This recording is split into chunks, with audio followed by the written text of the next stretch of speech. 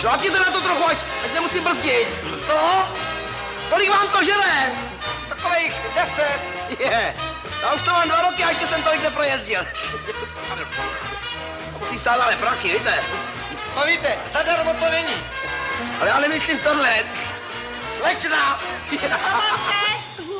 Teď jsem snad tolik neřekl, no. 2 roky jezdím bez nehod, s větrem se honím o závod. Na moje obutí je spolehnutí a motor má vždy správný chod. Asfalt mi šumí pod koly, kličkuji mezi výmoly. Řídím se jako drak, však vždycky jen tak, jak předpisy mi dovolí. Tak já pádím, cestou necestou, pět v Dejvicích, Brně před 6. Však jak říkám, není náhodou, že se nesetkám s nehodou.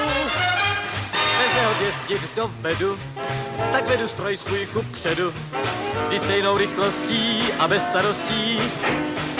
Jež! Jste to ale dál na frak. Člověče, co tady děláte? Promiňte, jsem se vetřel. Já si jenom odfrknu. Ne, jen si jejte rychle, já nikam nekvaltuju. Já tuhle tu písničku tu znám, zpívá výborně ten Cortez. A ven! Tak vám děkuju za svezení, pane Adam. Tak já pádím, cestou necestou, pět v Dejvicích, Brně před 6.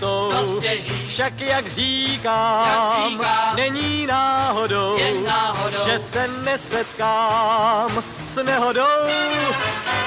Bez nehod jezdit dovedu, tak vedu stroj svůj kupředu, vždy stejnou rychlostí a bez starostí. Jen díky svému mopedu.